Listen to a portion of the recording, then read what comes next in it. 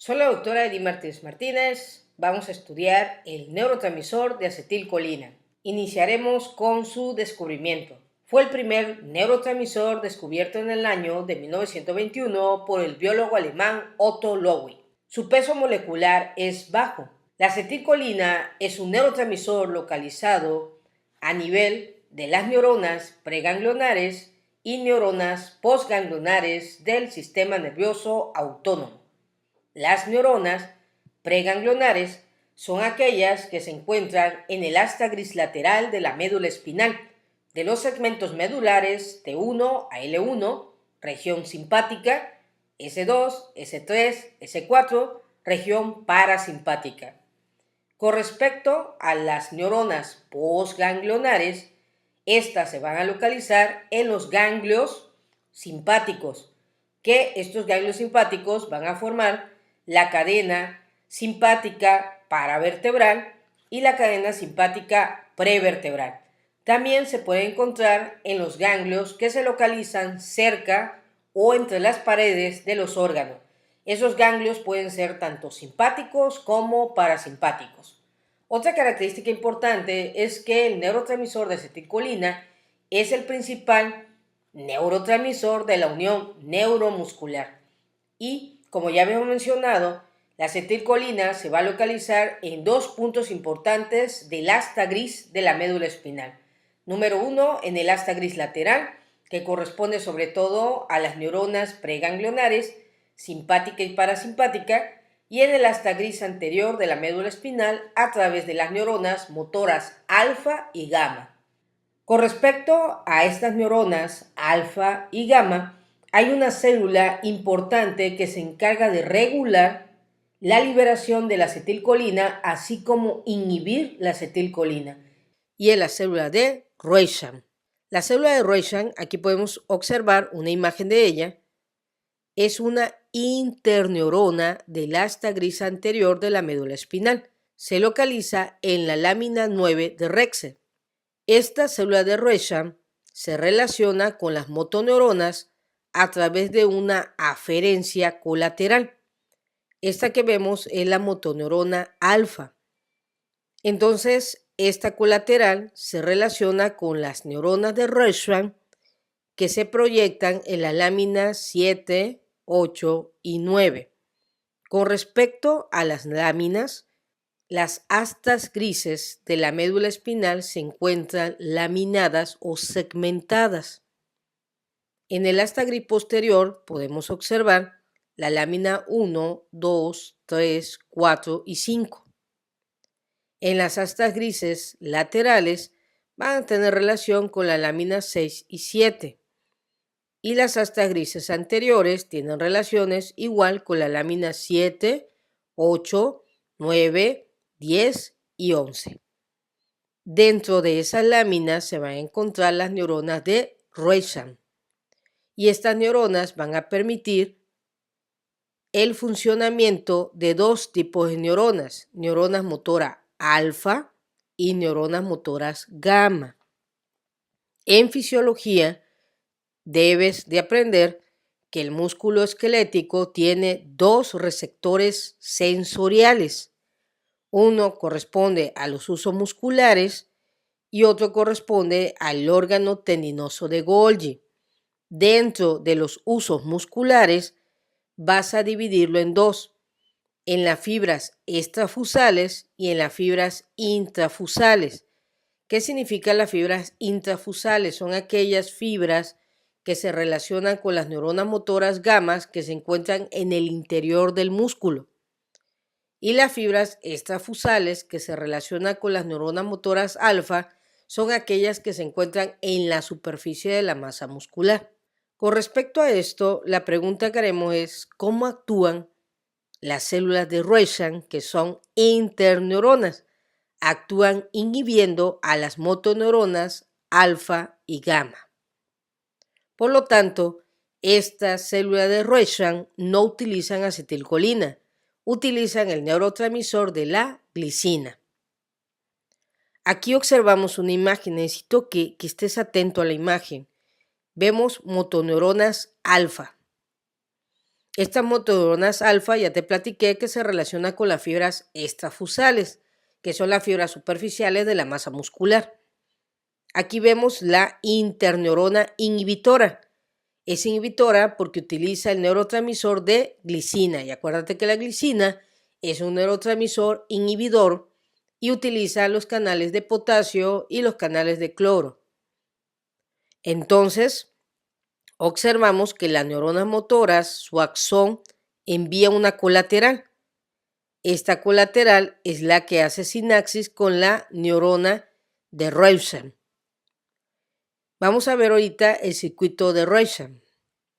Es un fenómeno de inhibición lateral o recurrente. Miren, sale el potencial de acción y cuando se propaga el potencial de acción, la colateral va a activar a la neurona de Reusam.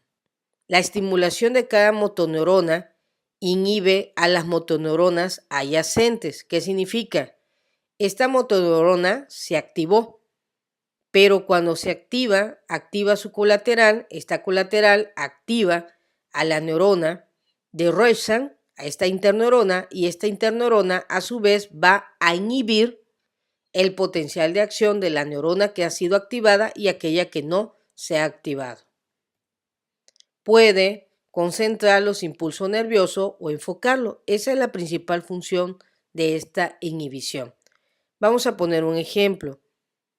Nosotros le pedimos al paciente que realice la supinación. Cuando supinamos se contrae el bíceps braquial. Entonces el bíceps braquial es el músculo agonista, pero se tiene que relajar el músculo tríceps braquial, que sería el antagonista. ¿Cómo logramos esto? Número 1, pues lógico, aquí vamos a tener la vía descendente de la noradrenalina que va a activar el circuito de Reusam y vamos a tener la vía ascendente serotoninérgica que desactiva el circuito de Reusam. ¿Qué significa esto? Número 1, yo quiero contraer el músculo bíceps braquial. Vamos a contraer el bíceps, ¿ok? Cuando contraes el bíceps se libera acetilcolina, pero tenemos que inhibir la acetilcolina que vaya a contraer al músculo tríceps braquial, porque ese no vamos a contraer, eso lo tenemos que relajar. Por tal motivo, la glicina inhibe la transmisión del tríceps braquial, el potencial de acción, pero estimula el potencial de acción del bíceps braquial. Por eso en nuestro cuerpo hay agonista y antagonista. ¿Esto cómo se logró? La noradrenalina activó a las células de Reusam para que liberaran glicina e inhibiera el potencial de acción del tríceps braquial. Pero, al mismo tiempo, la acetilcolina activó la contracción del bíceps braquial. Pasa ese fenómeno, ahora la serotonina va a desactivar la glicina de las neuronas de Reusam. De esta manera va a permitir que el tríceps braquial pueda extender el miembro superior en la pronación. Debido a este tipo de mecanismo que te permite que el neurotransmisor de glicina inhiba la contracción muscular de algunos músculos y al mismo tiempo permita la contracción de otros músculos, podemos hacer movimientos rápidos y limitación de los músculos agonistas a través de los antagonistas. Y de esa manera nuestros movimientos pueden ser precisos y coordinados a través de la médula espinal. Sin embargo, aquí hay varios circuitos que corresponden a la vía piramidal, es la corteza cerebral, la médula espinal, y la vía extrapiramidal que corresponde a los ganglios basales y al cerebelo. Ahora vamos a platicar de la síntesis de la acetilcolina. La colina, ¿dónde la vamos a originar? Proviene en bajo porcentaje de la metilación de la etanolamina en el hígado. También vamos a encontrar que la colina la vamos a originar del 30 al 50% por la recaptación de la propia acetilcolina metabolizada por las enzimas acetilcolinesterasa de las neuronas postsinápticas. Acuérdate que las neuronas postsinápticas son aquellas que se encuentran en los ganglios simpáticos, paravertebrales, prevertebrales, ganglios que se encuentran en los órganos o vísceras, también en los ganglios parasimpáticos, donde también vamos a encontrar la colina en los procesos metabólicos ocurridos en la mitocondria, como sucede en la glucosa, lípidos, proteínas y el alcohol. Estos fenómenos bioquímicos nos van a originar la colina. Ahora nos preguntaremos dónde se origina la acetilcoenzima A. La acetilcoenzima A se origina de las reacciones del piruvato deshidrogenasa, de la oxidación de los ácidos grasos y colesterol, del metabolismo de la glucosa, cuerpos cetónicos, aminoácidos y vitamina B. También, lógico, se va a originar de todos esos procesos metabólicos que ocurren a través de la mitocondria. Entonces, para originar acetilcolina, necesito dos sustratos o dos elementos, la colina y la acetilcoenzima A. Ahora vamos a estudiar la síntesis y biodegradación de la acetilcolina. Como ya te platiqué, la colina se tiene que unir con la acetilcoenzima A. ¿Esto cómo se logra? A través de la enzima colina acetiltransferasa. Esta enzima también se puede abreviar de la siguiente forma. Esta enzima, ¿qué es lo que va a hacer? Va a unir colina con la acetilcoenzima A y te va a formar la acetilcolina. Entonces, la acetilcolina tiene una enzima que la va a biodegradar y esa enzima se llama acetilcolinesterasa. Va directamente a actuar sobre la acetilcolina y va a separarla en sus dos sustratos de origen, en colina y acetilcoenzima A. Que primero vamos a liberar la acetilcolina. Cuando se libera la acetilcolina de la membrana presináptica, de la neurona presináptica, la acetilcolina pasa al espacio sináptico, actúa con el receptor lógico colinérgico y de esta forma la acetilcolina activa el receptor colinérgico, hace su función y posteriormente la enzima acetilcolinesterasa la inactiva, separándola, hidrolizándola en colina y acetilcoenzima A. Como ya mencioné, es la enzima que cataliza la degradación de la acetilcolina. Los inhibidores de la acetilcolinesterasa se utilizan para enfermedades como Alzheimer y otra demencia. ¿Qué significa esto? Que cuando nosotros tengamos un paciente que tenga Alzheimer o cualquier tipo de demencia, se utilizan fármacos que inhiben la acetilcolinesterasa y de esta forma la acetilcolina siempre está en el espacio sináptico. El paciente puede recuperar la memoria. En otras palabras, la acetilcolina es el neurotransmisor importante de la memorización y el recuerdo de aquella memoria. Por eso se dan el tratamiento de inhibidores de la acetilcolinesterasa. Con respecto a la liberación de la acetilcolina, paso número 1, para que ustedes liberen la acetilcolina, acuérdate que tienes que tener tu complejo BESNARE, TESNARE, que ya se explicó en otras clases, y se tiene que aumentar la concentración de calcio en la membrana presináptica. Posteriormente, vamos a tener proteínas transportadoras que trasladan la vesícula sináptica llena de acetilcolina hacia la membrana presináptica. Esas proteínas transportadoras ya la aprendimos, BNARE y TESNARE. Después, el neurotransmisor es liberado por exocitosis a la hendidura sináptica. El neurotransmisor de acetilcolina tiene que ligarse al receptor de acetilcolina. Ahora vamos a estudiar los receptores colinérgicos, que son aquellos receptores que se unen con la acetilcolina. Con respecto a los receptores colinérgicos, se han dividido en dos tipos. Receptores muscarínicos.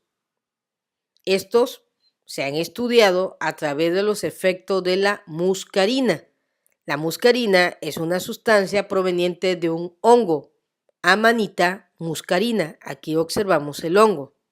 La sustancia muscarina adquirida a través de este hongo estimula los receptores colinérgicos. Por lo tanto, esos receptores que son estimulados por este hongo se le denominaron receptores muscarínicos. Estos receptores muscarínicos son amplios o distribuidos en el sistema nervioso central y en el sistema nervioso autónomo, simpático y parasimpático. Ahora, el otro receptor que tiene acetilcolina es el receptor nicotínico. Este receptor es el que tiene relación con los efectos de la nicotina. La nicotina primero estimula los receptores colinérgicos, nicotínicos, y después los bloquea. Los receptores nicotínicos los vamos a encontrar en el sistema nervioso central, en el sistema nervioso autónomo y en la placa neuromuscular. Pregunta de examen: ¿cuáles son los receptores colinérgicos? Son dos: muscarínicos, porque son los que se activan por los efectos de la muscarina. Receptores nicotínicos son aquellos que se activan por los efectos de la nicotina. Sin embargo, ambos receptores se activan por la acetilcolina. Con respecto a los receptores colinérgicos, vamos a estudiar que tenemos abundantes receptores autonómicos. Ya mencioné tanto en el sistema nervioso simpático como en el parasimpático. Y por lo tanto, estos receptores están presentes en la sinapsis colinérgica de acetilcolina y adrenérgica.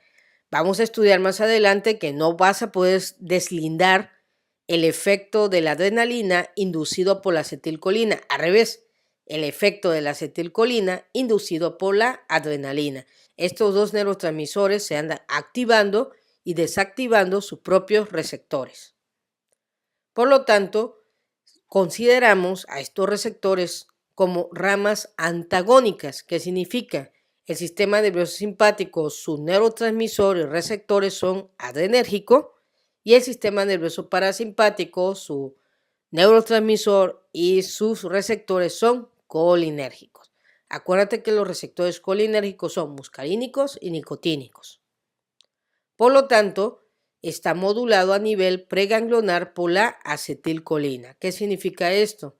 Que a nivel de la médula espinal, en el asta gris lateral, que es el nivel preganglionar, antes de los ganglios parasimpáticos, paravertebrales, prevertebrales o parasimpáticos, pues va a estar gobernado por la acetilcolina. Vamos a ver este esquema y lo vamos a analizar. Menciona que este es el sistema simpático y este es el sistema parasimpático. Esta es una fibra preganglionar corta. Esta es una fibra preganglionar larga. Esta preganglionar corta es simpática. Acuérdate que estas dos neuronas están en el asta gris lateral de la médula espinal. Empezamos primero con la simpática. Es una neurona preganglionar simpática corta y mira, está en el asta gris lateral y libera ¿qué cosa? Acetilcolina. Esta acetilcolina va a su receptor nicotínico. Este receptor nicotínico, ¿dónde se encuentra? En una fibra postganglionar simpática. Y esta fibra postganglionar simpática, cuando es activada por el receptor nicotínico que recibe la acetilcolina de la fibra preganglionar simpática del asta gris lateral de la médula espinal, ¿qué hace la fibra postganglionar? Su neurotransmisor que libera es el neurotransmisor de norepinefrina o adrenalina. Y este neurotransmisor va a interactuar con dos receptores, receptor alfa adrenérgico o receptor beta adrenérgico. Traducido en español, si yo quiero liberar adrenalina y noradrenalina, necesito que la acetilcolina active receptores nicotínicos. Significa que la acetilcolina libera noradrenalina en una neurona postganglionar o postsináptica. Ahora nos vamos al lado del parasimpático. El parasimpático tiene sus fibras preganglionares. Esta tú sabes muy bien que están en las astas grises laterales S2, S3 y S4. Entonces, las fibras preganglionares, ¿qué van a liberar? Acetilcolina.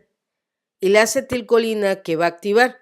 Receptores nicotínicos. Y estos receptores nicotínicos, a su vez, van a permitir que las fibras postganglionares liberen acetilcolina.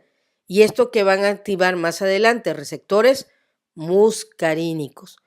Con esto te estoy diciendo que el propio sistema nervioso parasimpático activa los dos tipos de receptores, nicotínico y muscarínico, y permite la liberación de sus neuronas acetilcolina, por lo tanto son neuronas colinérgicas.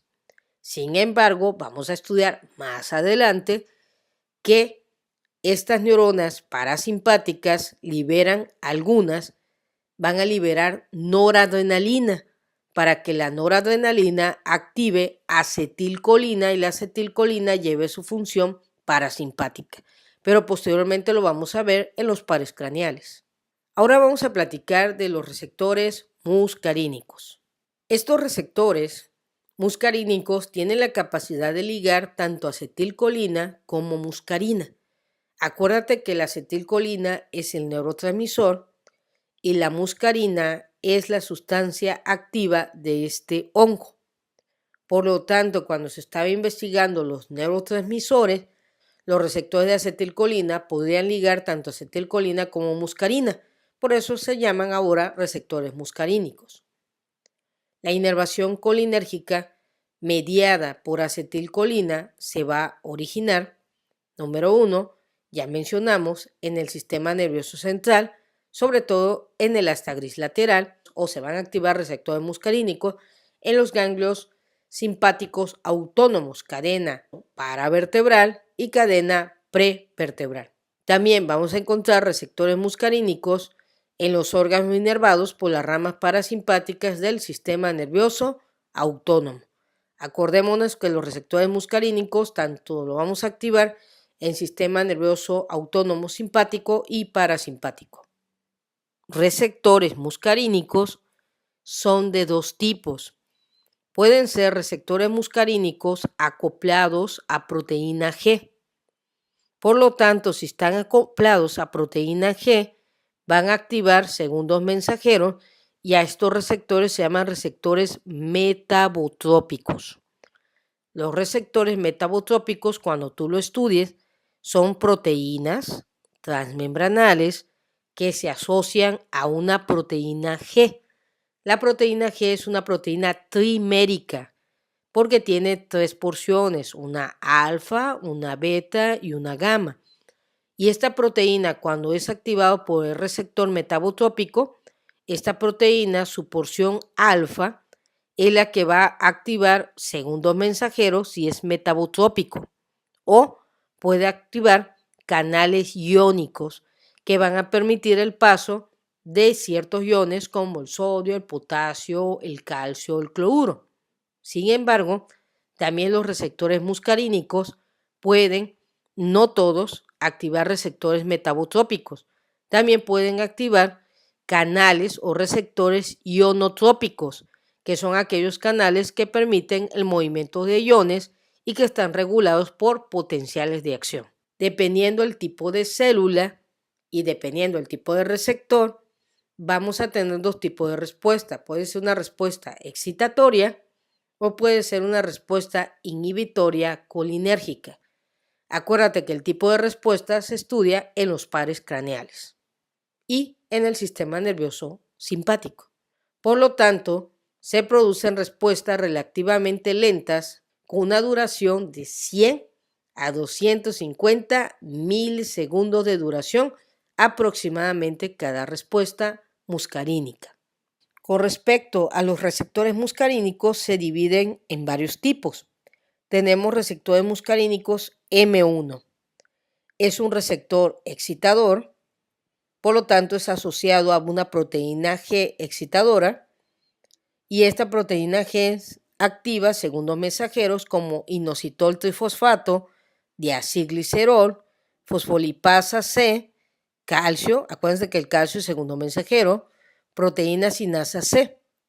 Lo vamos a encontrar en aquellas regiones donde está en relación con la memoria, la atención y la analgesia en el sistema nervioso central.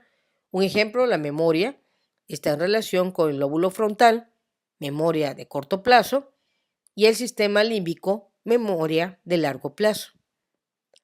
También vamos a encontrar receptores muscarínicos tipo 1 o M1 en las células parietales gástricas, también lo vamos a encontrar en la corteza cerebral, en el hipocampo, ya mencioné, memoria y atención, en los ganglios autonómicos, tanto parasimpáticos como simpáticos, y en la pared de los alvéolos. Ahora vamos a estudiar los receptores muscarínicos M2. Esto igual es un receptor excitatorio asociado a proteína G. Esta proteína G va a activar fibras presinápticas y estas fibras presinápticas van a tener canales de potasio y canales de calcio. Por lo tanto, son autorreceptores. ¿Qué significa esto? Que inhibe la liberación de la acetilcolina en fibras postganglionares. Un ejemplo de esto, estas fibras muscarínicas 2 o tipo 2, la vamos a encontrar en el corazón. Por lo tanto, cuando se activa M2, va a disminuir la frecuencia cardíaca y la velocidad de contracción, por lo tanto, nos origina bradicardia. Un ejemplo para que no te pierdas, si hay un paciente que tiene taquicardia inducida por el sistema nervioso simpático, el sistema nervioso parasimpático a través del nervio vago tienen que originar una bradicardia. Entonces la pregunta que haremos es, ¿cómo se origina esa bradicardia? O lo aprendiste a través de los receptores muscarínicos M2. También vamos a encontrar en el cerebro medio mesencéfalo, en la pared alveolar, en el sistema de conducción. Por lo tanto, disminuye la velocidad de conducción y esto se llama inotropismo negativo. Lo vamos a encontrar en el músculo liso, sobre todo para la función de la contracción. Significa que la contracción del músculo liso es mediada por receptores muscarínicos tipo 2. Ahora vamos a estudiar los receptores muscarínicos tipo 3 o M3. Es un receptor excitatorio asociado a proteína G. Esta proteína G activa a los segundos mensajeros de inositol trifosfato, diacilglicerol, fosfolipasa C, calcio, proteína sinasa C. ¿Dónde va a estar presente el receptor muscarínico M3, músculo liso? Permite la contracción de esta musculatura, en la contracción uterina, relajación del píloro y esfínteres para vaciamiento gástrico hacia el duodeno, broncoconstricción, en otra palabra, en el músculo liso del árbol bronquial, va a permitir la broncoconstricción. También permite la contracción de la vejiga urinaria para la micción. En el endotelio va a permitir los receptores M3 muscarínicos, vasodilatación. En el cerebro actúa en la memoria y atención. Los receptores muscarínicos M3 aumentan la secreción glandular de la glándula lagrimal, de las glándulas sudoríparas, de las glándulas gástricas e intestinales, la función de las glándulas salivales, de las glándulas bronquiales y de las glándulas del epitelio respiratorio superior. Ahora vamos a estudiar los receptores muscarínicos M4. Estos receptores igual son excitatorios, asociados a una proteína G, se asocian a una fibra sináptica con canales de calcio. Por lo tanto, lo vamos a encontrar estos receptores M4 en el cerebro anterior o prosencéfalo. En otras palabras, van a estar distribuidos en los 5 lóbulos: lóbulo frontal, parietal, temporal, occipital y el lóbulo de la ínsula. Y se relacionan los receptores muscarínicos con M4 en el cuerpo estriado para la regulación de los movimientos coordinados. Ahora vamos a estudiar el receptor muscarínico M5. Es un receptor excitador asociado a proteína G, entonces es un receptor metabotrópico. Actúa en los segundos mensajeros que ya hemos mencionado. Se encuentran esos receptores muscarínicos M5 en la sustancia negra para la liberación de la dopamina. Entonces, pregunta de examen. Para que se libere la dopamina de la sustancia negra y esta dopamina vaya a los ganglios basales y pueda permitir la coordinación de los músculos, ¿cuál es el receptor que libera dopamina? Entonces sería el receptor M5 activado por acetilcolina. Entonces la acetilcolina libera dopamina. Y también el receptor M5 se relaciona con la miosis. Muy bien, hemos estudiado los receptores muscarínicos, ya vimos que son M1, M2, M3, M4 y M5. Colega, te pido que aprendas bien los neurotransmisores, porque cuando estudiemos los pares craneales, la corteza cerebral, se ve todo el funcionamiento de los neurotransmisores. Si tú no te aprendes la base de los neurotransmisores, te vas a perder en la comprensión del funcionamiento del sistema nervioso. Ahora vamos a estudiar receptores nicotínicos. Como ya mencioné, estos receptores nicotínicos estructuralmente se encuentran en la familia de los receptores iónicos. Significa que estos receptores nicotínicos no son metabotrópicos, no manejan proteína G asociada a un receptor. Y esta proteína G puede activar tanto canales iónicos como segundo mensajero. No, estos son receptores 100% receptores iónicos. Significa que regulan canales de electrolitos o de iones, sodio, potasio, cloro, magnesio, entre otros, regulados por potenciales de acción o regulados por voltaje. Cuando la acetilcolina, aquí lo vemos, miren, se liga a un receptor de tipo nicotínico, aquí vemos la acetilcolina, se ligó, es un ligando, acuérdense, con su receptor, que es el receptor nicotínico. Los receptores nicotínicos sufren cambio en su estructura, en otras palabras, sufren cambio de conformación alostérica. Y esto permite que el receptor ingrese iones, como cuáles, sodio, llevando a cabo la despolarización de la célula efectora. Aquí podemos ver, entonces, apréndete, número 1 está el receptor, y este receptor va a activar a este canal iónico de sodio, dependiente de voltaje o dependiente del receptor nicotínico. Y esto va a permitir que el sodio que está en el espacio extracelular penetre al espacio intracelular. Y acuérdate que cuando penetra el sodio cambia la polaridad de la célula de negativo a positivo, permite la propagación de un potencial de acción que genera un impulso nervioso. Ahora vamos a comprender los tipos de receptores nicotínicos. Vamos a tener los receptores nicotínicos de unión neuromuscular. Eso se conoce como receptores N1 o receptores NM. Acuérdense, N de nicotínico, M de muscular. Esto lo vamos a encontrar en la placa neuromuscular y permite la contracción del músculo esquelético. Y vamos a tener también los receptores nicotínicos que se encuentran en los ganglios autonómicos del sistema nervioso central y en la médula adrenal, que va a liberar adrenalina, noradrenalina y dopamina. Y esto corresponde a los receptores N2 o N de nicotínico y N del sistema nervioso. Estos receptores nicotínicos del subtipo NN, que estamos viendo aquí, están presentes en los ganglios colinérgicos y en los ganglios adrenérgicos. Vuelvo a repetir, sistema nervioso simpático y parasimpático se asocian en ciertos neurotransmisores y receptores.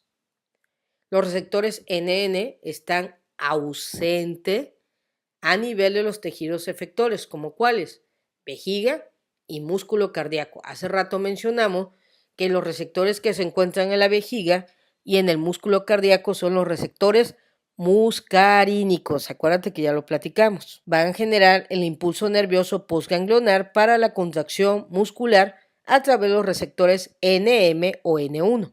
Vamos a platicar ahora de la vía colinérgica centrales. Aquí observamos la vía colinérgica. La vía colinérgica está formada por fibras colaterales de axón de las motoneuronas espinales. Ya lo mencionamos, tenemos dos motoneuronas alfa y gamma. Con respecto a esto, la colateral recurrente sale del mismo axón y retorna en dirección al cuerpo neuronal hacia las células de Reicham. Miren, aquí lo observamos, estas son las motoneuronas. Esta es una interneurona inhibidora de Reicham. Acuérdate que ella libera glicina y estas liberan acetilcolina. Cuando se libera la acetilcolina, la colateral activa a la interneurona de Reicham y esta activa, en este caso, glicina para inhibir la liberación excesiva de acetilcolina. Esto se llama circuito de retroalimentación negativa. Acuérdate de tu clase de fisiología, cuando tu maestro o maestra te enseñaba la homeostasis y te decía hay dos tipos de homeostasis, negativa y positiva. Entonces quiere decir que esta retroalimentación negativa permitirá la liberación de acetilcolina, pero la acetilcolina que tú necesitas para contraer los músculos agonistas. inhibir la acetilcolina en músculos antagonistas y de esa manera unos músculos se contraen y otros se relajan. Con respecto a la vía colinérgica centrales, también tenemos un núcleo, este de aquí, se llama núcleo basal de Maynard. Este músculo está localizado en la porción basal del cerebro anterior, envía prolongaciones a la corteza cerebral en forma difusa. También parte de grupos de neuronas situados en el tallo cerebral se van a proyectar hacia el núcleo basal. ¿Cuáles son esos grupos de neuronas que se encuentran y que se relacionan con el núcleo basal? Va a ser las neuronas talámicas, la formación reticular del tallo cerebral, los núcleos cerebelosos, los núcleos vestibulares del octavo par craneal para el equilibrio y, lógico, el décimo par craneal. Ahora vamos a estudiar las funciones colinérgicas. Sé muy bien que estás así como que, híjole, nunca pensé que la acetilcolina, sí. Y como es el más abundante, se relaciona con todos los neurotransmisores, pero sobre todo con noradrenalina, dopamina y adrenalina. Vamos a encontrar funciones nésicas, que son las funciones ligadas a la memoria. Significa que acetilcolina te ayuda a aprender medicina. Transmisión de sabores, regulación de movimientos voluntarios, ya platicamos a través del asta gris anterior de la médula espinal, motoneuronas alfa y gamma. También te permite el control del sueño y vigilia. Ya vamos a estudiar cómo es el ciclo del sueño y vigilia.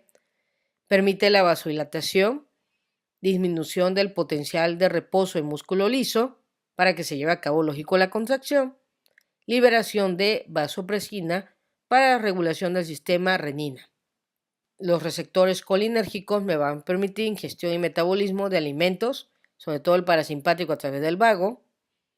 Aumenta el flujo sanguíneo gastrointestinal, aumenta la secreción glandular, la bradicardia, hace rato platicamos, si un paciente tiene taquicardia, vienen los receptores muscarínicos y permite la bradicardia.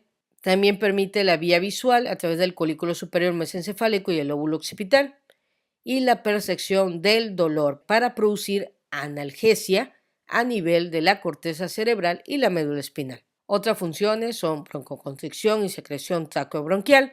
Ya platicamos que los receptores colinérgicos estimulan las secreciones bronquiales, estimulación de los quimiorreceptores carotídeos y aórticos, contracción del músculo detrusor de la vejiga urinaria para la misión, peristaltismo de los uréteres, miosis y acomodación de la visión cercana, aumento del peristaltismo del intestino a través del nervio vago, que el sistema nervioso simpático disminuye el peristalsis y el sistema nervioso parasimpático a través del vago, a través de la acetilcolina, aumenta el peristaltismo. Ahora vamos a platicar las patologías colinérgicas. Son muchas, pero la patología colinérgica que más sobresale de todas se llama miastenia gravis. La miastenia gravis es un trastorno neuromuscular autoinmunitario con lesión de los músculos y nervios a través de la producción de anticuerpos.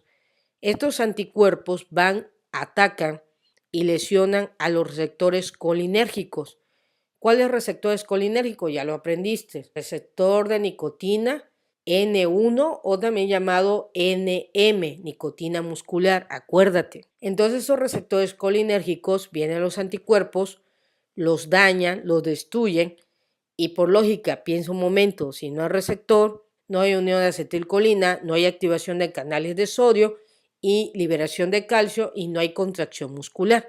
Y por lo tanto se va a evitar el mensaje colinérgico, que es 100% de canales iónicos. Por lo tanto, en la miastenia grave puede afectar a personas de cualquier edad. Es común en las mujeres jóvenes y en hombres de edad avanzada. ¿Qué característica va a tener el paciente con miastenia gravis? Va a tener parálisis facial. Acuérdate que el nervio facial, séptimo par craneal, su vía es colinérgica. Dificultad para deglutir o masticar, asfixia, estamos hablando del noveno y décimo par craneal. Dificultad para caminar y moverse, estamos hablando de los ganglios basales, la corteza cerebral, el asta gris anterior de la médula espinal, liberación de acetilcolina a través de las motoneuronas alfa. Dificultad para hablar, estamos hablando del nervio laringio recurrente, rama del nervio vago. Visión doble, estamos hablando de la retina, de los músculos extraoculares.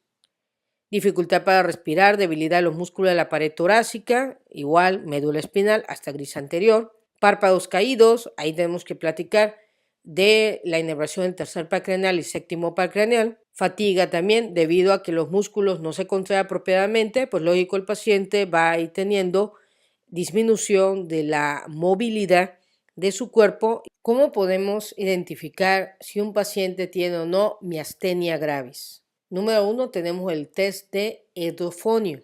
Tenemos también la serología, que es la presencia y títulos de autoanticuerpos antirreceptores de acetilcolina. Estudios electrofisiológicos que permiten la estimulación repetitiva de los nervios y electromiografía de la fibra única para identificar si la placa neuromuscular todavía está funcionando y liberando acetilcolina a través de la contracción muscular. Anticuerpos específicos contra receptores de tirosina sinasa muscular. Este tipo de estudio debemos realizar en pacientes con miastenia gravis generalizada, de edad de inicio muy joven, mayor debilidad en la musculatura ocular vulvar, facial y escapular, que vaya teniendo peor pronóstico, ejemplo, dificultad respiratoria, un probable timoma. Un timoma es un tumor del timo. Ahora vamos a platicar del test de edofonio. En la administración del fármaco de tensilón o edofonio consiste que este fármaco lo vamos a administrar por vía intravenosa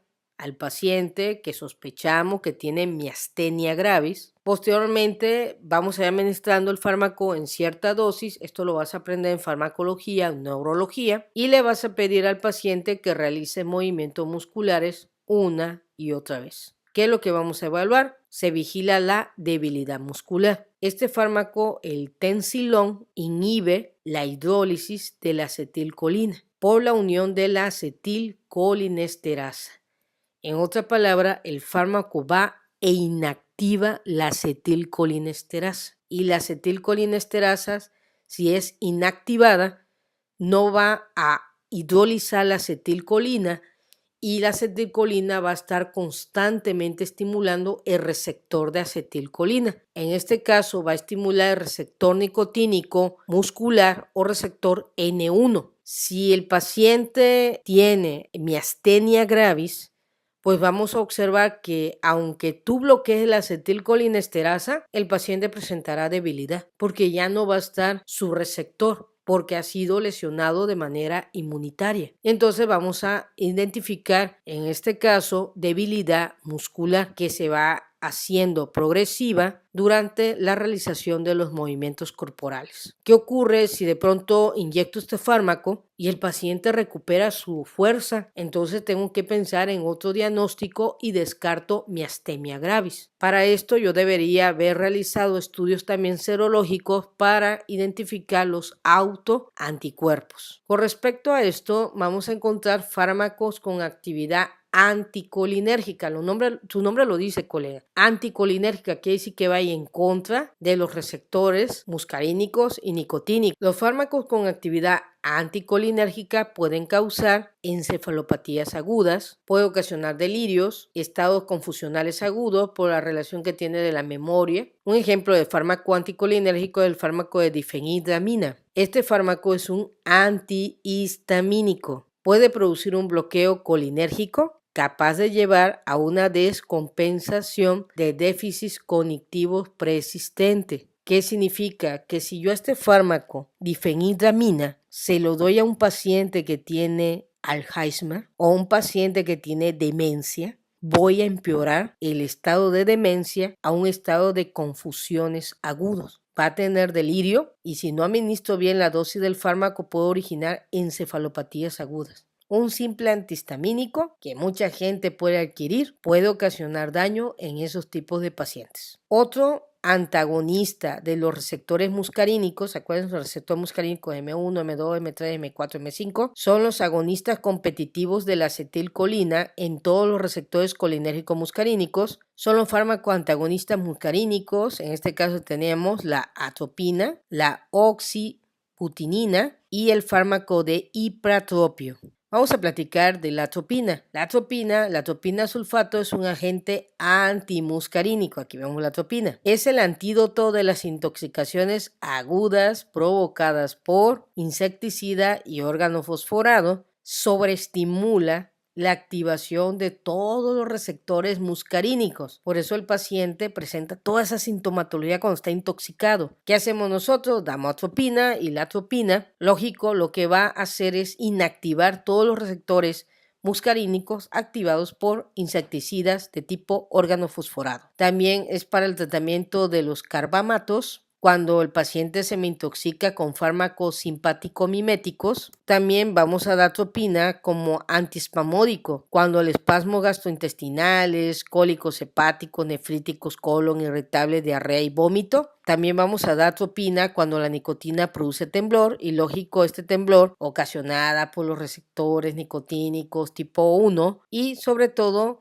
la atropina es un antagonista muscarínico por excelencia. Sin embargo, colega, hay que saber manejar la dosis de atropina. No es de que escuché el video de la doctora Edith, se intoxicó mi familiar con órgano fosforado y busco atropina y le inyecto atropina. No. La atropina también se utiliza como premedicación anestésica, sobre todo cuando se disminuye la secreción de la vía respiratoria en la aplicación de anestesias. También la atropina se utiliza como tratamiento para la bradicardia, que el corazón, lógico, se encuentre con bajo frecuencia cardíaca, secundario a la estimulación excesiva de los receptores muscarínicos, pues la atropina disminuye esa acción. ¿Cuáles son los efectos adversos de la atropina? Sequedad de la boca, visión borrosa, sensación de cuerpo extraño en los ojos, taquicardia, confusiones, alucinaciones, delirio y depresión. Vamos a estudiar ahora la inervación del músculo esquelético. Cada músculo esquelético recibe inervación. ¿De qué tipo de inervación? Número 1, recibe inervación motora que permite su contracción. Esta inervación está otorgada por el asta gris anterior de la médula espinal a través de las motoneuronas alfa y gamma. También los músculos reciben inervación sensitiva. Esta va a transmitir el dolor, la percepción de estiramiento, elongación de los músculos de la periferia hacia el centro a través de los nervios de los usos musculares. Acuérdate que los usos musculares te dije que son dos, intrafusales y extrafusales, y los órganos tendinosos de Golgi. También los músculos tienen inervación autónoma, que tiene que ver con el sistema nervioso simpático y su inervación de los vasos sanguíneos musculares. Con respecto a la inervación, los músculos tienen una unidad motora. Esta está formada por cada neurona motora y las fibras musculares que controlan. Por lo tanto, estas contracciones son unísono, que significa que tiene la ley de todo o nada para la contracción muscular. ¿Se contrae o no se contrae? Vamos a dividir a los músculos en dos tipos. Los músculos con función precisa son los músculos del ojo. ¿Por qué se le llama músculo con función precisa? Una única motoneurona, es decir, una neurona motora alfa, inerva de 5 a 10 fibras musculares. Y tenemos los músculos sin función precisa. Ejemplo, los músculos de la pared abdominal o todos los músculos esqueléticos del cuerpo humano, los 720. Una única neurona motora inerva 1000 fibras musculares. Por eso necesitamos liberación de acetilcolina y la glicina de la interneurona de Resham para permitir que estas 1000 fibras musculares tengan una organización coordinada, sincrónica durante los movimientos musculares. Ahora vamos a estudiar la transmisión del impulso en la unión neuromuscular. Miren qué hermoso se ve aquí, ve la fibra nerviosa, aquí está separándose y va justamente a las placas neuromusculares. Y aquí vemos las fibras musculares. Vamos a estudiar ahora la unión neuromuscular. Permite la transmisión del impulso de una neurona motora alfa a la fibra músculo-esquelético. Aquí vemos la neurona y cómo la neurona se ramifica para originar sus botones sinápticos en la placa neuromuscular. Las fibras motoras son axones mielinizados de las neuronas motoras alfa que entran al tejido conectivo del músculo.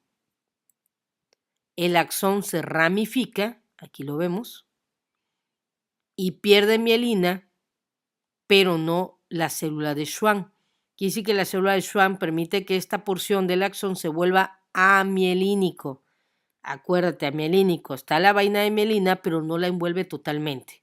Quiere decir que la zona donde está la sinapsis entre la neurona y la placa neuromuscular, lógico del músculo, no tiene mielina, pero el resto sí va a tener mielina.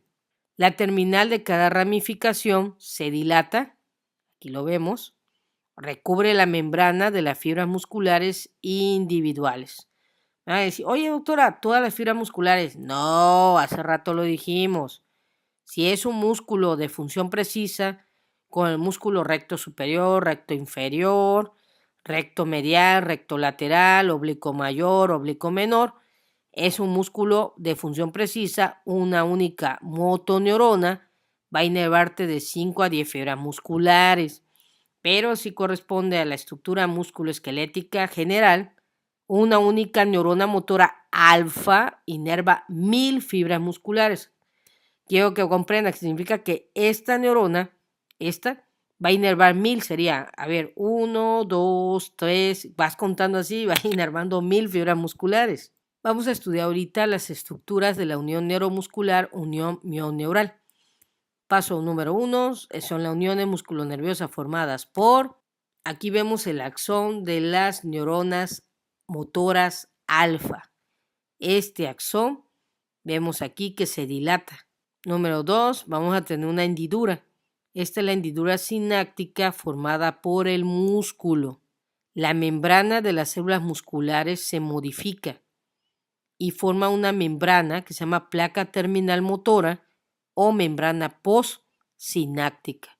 Acuérdate que esta es la membrana presináptica y este es el axón o botón terminal del axón de la neurona motora alfa que se encuentra en el asta gris anterior de la médula espinal. Vamos a encontrar también el sarcolema de la membrana postsináptica. Aquí es sarcolema y ya cuando el sarcolema empieza a hacer sus pliegues, ya no se llama sarcolema. Lógico, se llama hendidura sináptica del sarcolema o placa terminal motora.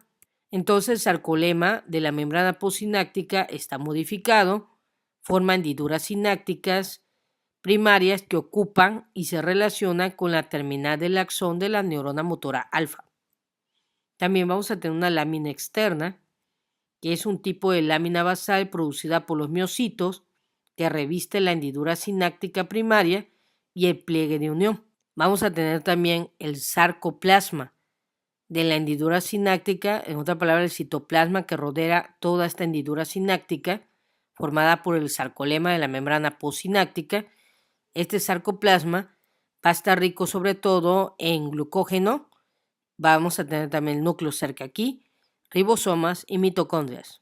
Los pliegues de unión o hendidura sináptica secundaria, porque acuérdate que esta fue la hendidura primaria y esta es la secundaria. Entonces aquí está la primaria y esta es la secundaria, que es el pliegue de unión o hendiduras sinápticas secundarias. Son numerosas invaginaciones tubulares de la hendidura sináptica primaria, que es esta de aquí y esta es la secundaria.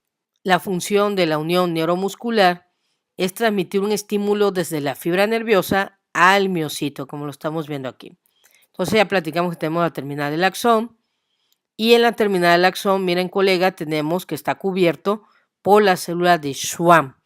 Entonces la célula de Schwann recubre la terminal del axón excepto en la membrana presináptica donde se va a llevar a cabo la liberación de acetilcolina. El contenido de la terminal del axón, ¿cuál va a ser? Va a tener demasiadas mitocondrias, retículo endoplámico liso, va a presentar 300.000 vesículas sinápticas. Estas vesículas sinápticas tienen aproximadamente su diámetro de 40 a 50 nanómetros de diámetro y contienen acetilcolina. Ahora vamos a estudiar la transmisión del estímulo a través de la hendidura sináptica. Paso 1, el estímulo nervioso viaja por el axón. Acuérdate que aquí hay un nodo de Ranvier, entonces va a viajar al siguiente. Así se van activando aquí canales. Acuérdate que vas entrando ¿qué? Sodio. Aquí vamos a entrar el sodio. Y va saliendo ¿qué cosa de este lado? El potasio. A eso se refiere el estímulo nervioso baja. Entonces, en otras palabras, se estaba llevando a cabo el potencial de acción. Entonces, cuando ese potencial de acción llega a la terminal axónica, se despolariza la membrana de la terminal axónica. Significa que si aquí era negativo, y acuérdate que acá es positivo, entonces esta terminal va a cambiar y ahora va a ser acá positivo y aquí negativo. Lógico, tiene que darse en los sitios donde no está la célula de Schwann, porque la célula de Schwann evita el movimiento iónico. Entonces, esto que acabo de dibujar se daría aquí. Se abren los canales de calcio, entonces vamos a abrir un canalito de calcio. Imagínate que aquí hay un canal de calcio dependiente de voltaje, y lo que va a hacer es que va a meter el calcio de afuera hacia adentro. Ahí estamos metiendo ya el calcio. Aquí está nuestro calcio. El calcio permite la fusión de 120 vesículas sinápticas. Ok, dibujen 120, hombre. 1, 2, 3, 4, 100. Vamos a poner aquí 101. Ahí acá ya está 120. Imagínate 120 vesículas. ¿Quiénes van a hacer esta fusión? La T-SNARE, la B-SNARE, como ya lo platicamos. La fusión de la vesícula origina la zona activa. Ya estudiamos que es la zona activa, donde se van a llevar a cabo la unión de la vesícula y todo. Se libera de la hendidura primaria. Acuérdense que esta es la hendidura primaria porque está la hendidura secundaria. La acetilcolina. Acuérdate entonces que estas vesículas se van a fusionar. Vamos aquí a fusionarlo. Aquí debería haber un T-SNARE. Aquí debería haber un B-SNARE. Liberamos las vesículas. Entonces toda la acetilcolina se libera al espacio presináptico. Y lógico, aquí se activa el ATP porque necesitamos más calcio y más ATP para la liberación de esto. ¿Cuánto vas a liberar? Vas a liberar de 10.000 a 20.000 moléculas de acetilcolina. No liberas ninguna miseria. Son 10.000 a 20.000 moléculas de acetilcolina. Y entonces, una vez liberada la acetilcolina, vamos a liberar aquí, la acetilcolina tiene que unirse a su receptor, que se encuentra en la hendidura sinápticas. Estamos. Este es el receptor nicotínico muscular. Estamos. O también llamado receptor nicotínico tipo 1. La acetilcolina se difunde a través de la hendidura sináptica. La acetilcolina se une al receptor de acetilcolina postsináptico, la membrana postsináptica. Acuérdate que es el sarcolema modificado que hizo las hendiduras primarias y secundarias, y se activan los canales de sodio. Entonces, la principal función es cuando tú unes la acetilcolina con el receptor, este receptor activa a un canal de sodio. Vamos a dibujar aquí nuestro canal de sodio. Aquí dice que este es un canal de sodio dependiente de voltaje. Entonces esto va a permitir que el sodio que se encuentre en el espacio extracelular penetre al espacio intracelular de la célula muscular. Si fueron 10.000 a 20.000 moléculas de acetilcolina, no me imagino cuánto sodio va a entrar por la activación de la acetilcolina a los receptores nicotínicos musculares o NM o N1. El flujo de iones origina la despolarización, lógico, porque vas a cambiar sodio, ya sabes, va a ser que la célula que era negativa tiene un potencial negativo, ahora el potencial en el interior de la célula se vuelve positivo. Bueno, dice, el flujo de iones origina despolarización del sarcolema, la membrana de la célula muscular, y crea un potencial de acción. El impulso generado se propaga por la fibra muscular a través del sistema de túbulo T. Inicia la contracción muscular y ya tienes la contracción muscular. Ahora el problema es, ¿qué diablos es el sistema de túbulo T? Miren, para esto nosotros debemos de estudiar algo que se llama el sarcómero del músculo esquelético. Aquí observamos el sarcómero, mire, está hermoso este sarcómero muscular. Este sarcómero va a permitir la contracción de los músculos a través del potencial de acción que se propagó por la entrada del sodio y la activación del sistema de túbulo T. ¿Ok? Hasta ahí no hay ninguna duda. Me van a decir, sí, doctora, tengo una duda, no me sé qué es el sarcómero. Ya valimos. Pero no te preocupes, como te quiero mucho, te lo voy a explicar. El sarcómero está conformada por dos principales proteínas, actina y miosina. Estas proteínas son las que permiten su relación entre sí, la contracción del músculo y relajación del mismo. Para ello, hice un dibujito. Aquí tenemos que el sarcómero va a estar dividido en banda I. Aquí vemos la banda I, la banda A. Si nosotros vemos que sería esto, la banda I. Aquí vemos toda la banda I, mire, la banda I. Y esto que estamos viendo aquí sería la banda A. Si se dan cuenta, la banda I rodea a la banda A. Aquí lo vemos. Muy bien, vamos a seguir. Con respecto a eso, ¿quiénes forman la banda I? La banda I está formado por los filamentos de atina. Estos filamentos de atina tienen una proteína que se llama alfa-atinina. Esta banda I, que está formada por los filamentos de atina, está separada en el centro por la línea Z. Acuérdate de eso, entre línea Z y la siguiente línea Z es un sarcómero. ¿Qué significa? Me regreso. Bueno, aquí lo vemos. Aquí vemos una línea Z y aquí vemos otra línea Z. Entonces, entre esta línea Z y esta otra línea Z, todo esto se llama sarcómero y va a permitir que la atina se deslice sobre la miosina. Regresamos. Aquí tenemos la banda I que está formada por los filamentos de atina. La banda I a su vez está separada por una línea Z. A su vez podemos observar los filamentos de miosina. Los filamentos de miosina, estos filamentos forman la banda A. Entonces la banda I lo formó los filamentos de atina. La banda A está formada por los filamentos de miosina. La proteína que mueve la banda de miosina se llama titina. La proteína que mueve los filamentos de atina se llama alfa-atinina. Si vemos el dibujo, mira, esto se está moviendo, ¿ya lo viste? Significa que la atina se mueve sobre la miosina a través de esta proteína que ya te mencioné. Ahora quiero que veas los filamentos de miosina, ¿sí o no? Aquí hay banda A. En el centro tiene una línea M. La línea M es el enlace de los filamentos de miosina. Vamos a ver aquí está la línea M. Es esta de aquí que estamos viendo, que sería esta de aquí. Entonces la línea M es el enlace de los filamentos de miosina. La zona H no presenta filamentos de atina y miosina. Entonces vamos a ver, ahí está, la zona H es esta de aquí. No hay filamentos de atina ni de miosina y lo vemos aquí. Esto de aquí sería la zona H. Esto de aquí sería la línea M. Esto de aquí es la banda A, que corresponde a puros filamentos de miosina. Esta es la banda I, que corresponde a puros filamentos de atina. Y esta es la línea Z. Aquí hay una línea Z y otra línea Z. ¿Qué dije? Entre línea Z y línea Z, ¿cómo se llama todo esto? Sarcómero. Entonces, aquí vamos a tener ya las estructuras de un sarcómero. Cuando yo te diga, dibuja la estructura de un sarcómero, ¿qué vas a dibujar? Banda I, filamento de atina separado por la línea Z. Banda A, filamento de miosina separado por la línea M. ¿Qué significa la línea M? Enlace de los filamentos de miosina. Y entre línea M y línea M, ¿quién va a estar? La zona H, que no presenta ni el filamento de atina ni de miosina. Todo esto es el sarcómero. Ahora, me regreso un poquito para acá. Dice, el impulso generado se propaga por la fibra muscular a través del sistema de túbulo T e inicia la contracción muscular. ¿Dónde está ese famoso sistema? Está aquí, entre la banda I y la banda A. ¿Qué dice aquí?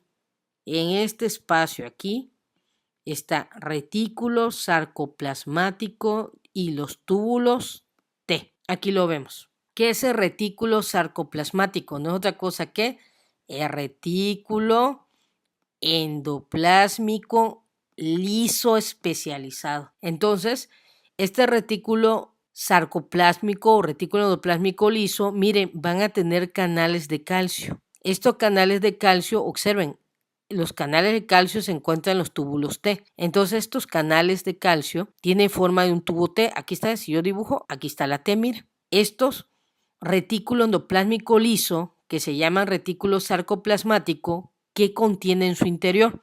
Calcio. Entonces, este retículo almacena calcio. Cuando viene el potencial de acción, se libera el calcio que existe en el retículo sarcoplasmático. Y este calcio, cuando se libera justo entre los filamentos de atina, que van a formar la banda I, y se libera entre los filamentos de miosina, que van a formar la banda A. Lo único que vas a hacer es potencial de acción, mete sodio, y el sodio, ¿qué es lo que hace? Activa al retículo sarcoplasmático a través del potencial de acción, que es un retículo endoplasmático liso especializado que contiene calcio. Y el calcio se va a liberar en cada una de las fibras de atina y miosina.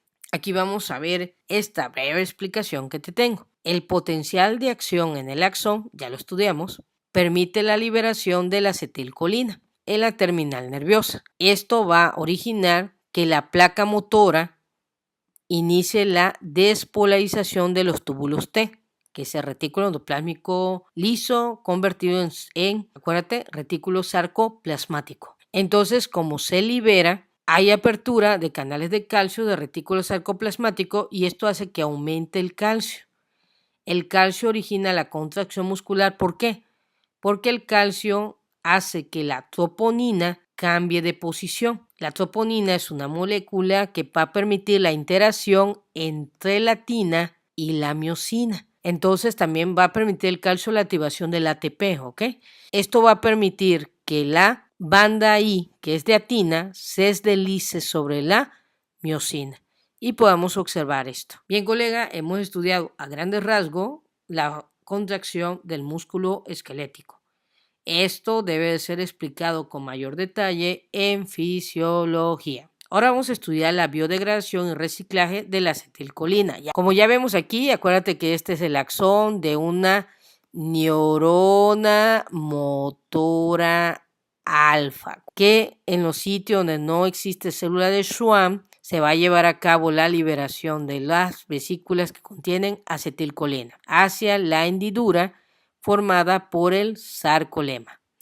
Entonces, ¿qué enzima va a estar aquí para biodegradar a la acetilcolina? Pues su enzima que ya estudiamos, la acetilcolinesterasa. Esta acetilcolinesterasa es la enzima de la degradación de la acetilcolina, se localiza en la lámina externa. Quiere decir, acuérdate que yo te dibujé ya que aquí en la lámina externa, aquí habita la acetilcolinesterasa. Se localiza en la lámina externa que recubre las hendiduras sinápticas. Entonces vamos a dibujarla, por acá está. Aquí está la acetilcolinesterasa. Muy bien, hendiduras sinápticas primarias. Acuérdate que las primarias son las más superficiales o secundaria. Degrada la acetilcolina en acetato y colina y permita que se restablezca el potencial de reposo. ¿Cómo se llama este receptor que estamos dibujando? Receptor nicotínico N1. Viene la acetilcolina, lo activa. Esto que va a permitir que este receptor active, ¿qué cosa? Canales de sodio, que va a permitir que el sodio se meta al interior de la célula, acuérdate. Y esto que va a permitir que el sodio genere un potencial de acción. Y esto va a activar, ¿qué cosa? Al retículo sarcoplásmico, la liberación del calcio. Y el calcio que va a permitir la activación de la troponina, y esta que va a permitir la unión de la tina con la miosina. Y esto me lleva a cabo la contracción muscular. Para que la acetilcolina no esté produciendo la activación del receptor nicotínico, entonces viene la acetilcolinesterasa y la degrada. Repolarización de la célula y de esta manera el calcio se va a introducir de nueva cuenta ¿dónde? Al retículo sarcoplásmico para separar la tina de la miosina. La degradación es rápida, la acetilcolina se incide en pocos cientos de milisegundos y la proteína con transportadora sin porte de sodio-colina. Significa que la colina que se queda degradada aquí por la acetilcolinesterasa se introduce de nueva cuenta a la terminal axónica. Y lógico, no solamente va la colina, sino va acompañada de una molécula de sodio. Acuérdate que tienes que eliminar el sodio que existe en el espacio sináptico. Muy bien, se transporta la colina otra vez a la terminal del axón. Aquí vamos a tener una enzima que se llama colina acetiltransferasa, que se arma acetilcolina dentro de la terminal axónica y se transporta por un sistema de antiporte y protones a la vesícula sináptica formada. Regula los niveles de acetilcolina, esa acetilcolina transferasa. Colega, hemos terminado el neurotransmisor de acetilcolina. Sé que es mucha información, pero es necesario aprenderla porque es uno de los neurotransmisores más importantes de nuestro cuerpo humano.